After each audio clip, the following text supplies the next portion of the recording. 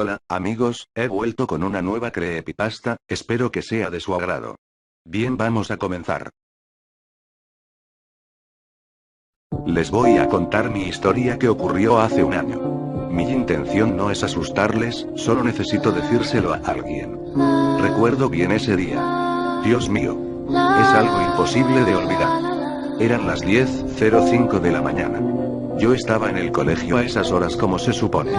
Había tocado la campana de recreo y yo me paseaba por el patio con mis dos amigos, Marcos y Daniel. Íbamos hablando mientras pasábamos por el playón del patio. Ese lugar siempre tenía algo curioso, ya que tenía una escalera que terminaba en una puerta en el segundo piso. Nunca se veía a algún profesor o auxiliar entrar en ella. La curiosidad era tentadora. Entonces fuimos con el director para preguntar qué había tras esa puerta. Luego de preguntar, el hombre quitó la sonrisa de su rostro y bajó la cabeza como si fuera a llorar. Inmediatamente nos miró con enojo y dijo: "Lo que hay ahí no les importa". Luego de haber oído eso, salimos de la oficina desilusionados y confundidos. ¿Por qué nos habló de esa manera?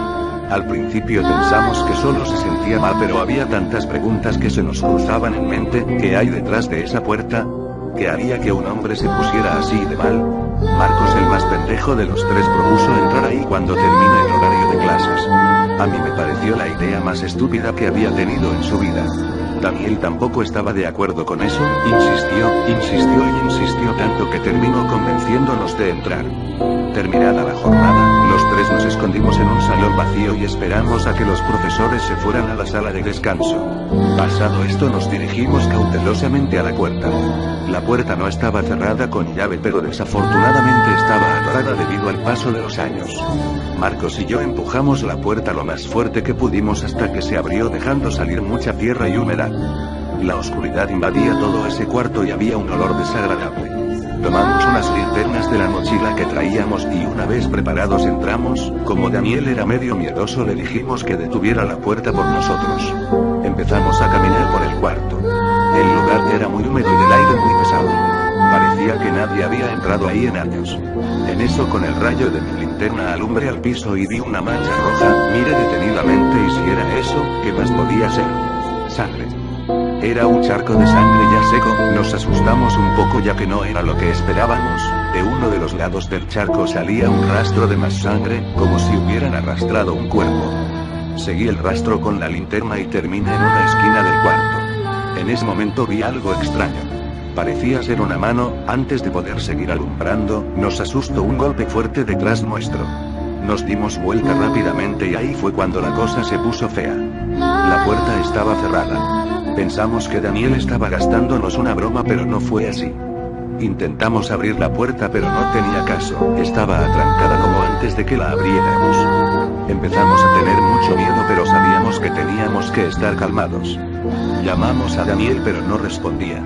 En un momento pensamos que tal vez nos dejó encerrados a propósito y se fue, pero Daniel era un buen amigo y jamás haría eso. En eso, volví a apuntar con mi linterna al rastro de sangre y jamás olvidaré lo que vi cuando el rayo de mi linterna dio con la esquina del cuarto.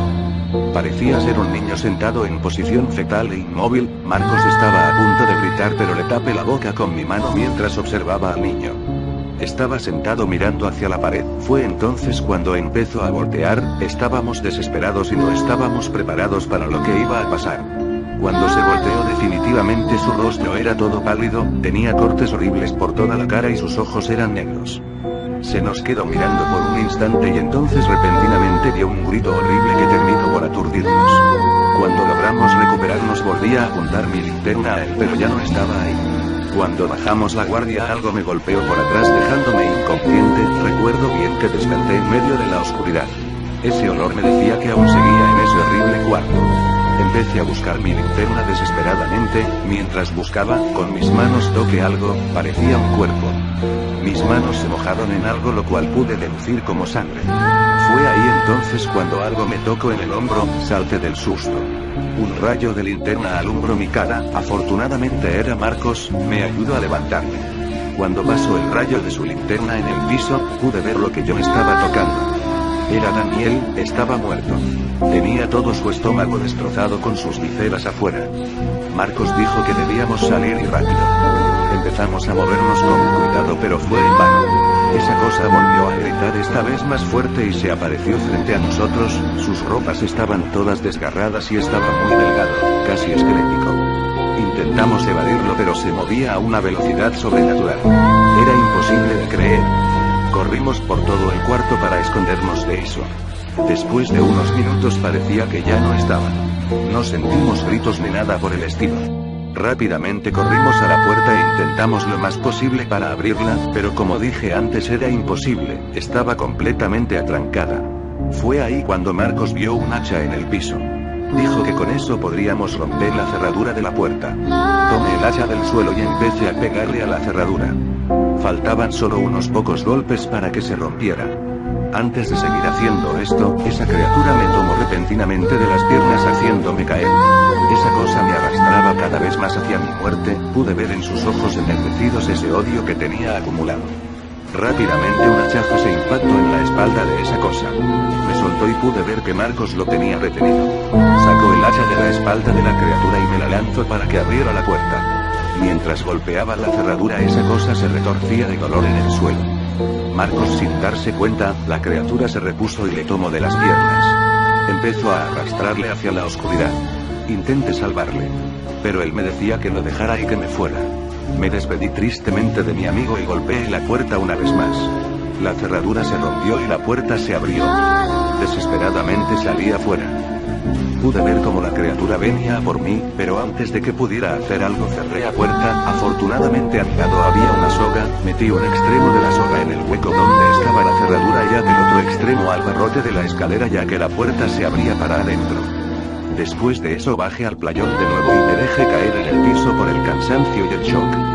Desperté sentado en una silla. Estaba en la oficina del director, él me estaba mirando fijamente de forma molesta. Fue ahí cuando le pregunté qué es lo que había encerrado ahí. Él me sirvió un vaso de agua y empezó a contarme. Me dijo que lo que está ahí adentro era su hijo llamado Ben. Yo me quedé sorprendido. Me dijo que su hijo tenía serios problemas tanto mentales como de salud, era un niño incontrolable, odiaba todo el que se le acercara. Contó que él mismo mató a su propia madre con un picayelo. El hombre había quedado destrozado sabiendo que su propio hijo mató a su madre. Decidió encerrarlo en lo que antes era el cuarto de calderas, desde entonces lo alimentaba todos los días y nunca dejó que viera la luz del día otra vez. Yo le pregunté por qué no lo llevó a un hospital mental. Me dijo que ya lo había hecho pero siempre encontraba la manera de escaparse o herir a los demás pacientes.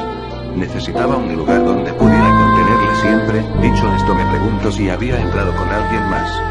Yo no quería decir nada sobre eso, solo quería olvidarlo. Así que dije que entré solo. Unos días después yo me cambié de escuela, no podía vivir con esa cosa cerca jamás. Al cabo de unas semanas de este suceso me enteré de que el director de mi vieja escuela había desaparecido. Jamás encontraron al director, pero tal vez yo sepa lo que le pasó. Hoy en día sigo pensando que tal vez, solo tal vez, Marcos aún siga con vida dentro de ese cuarto.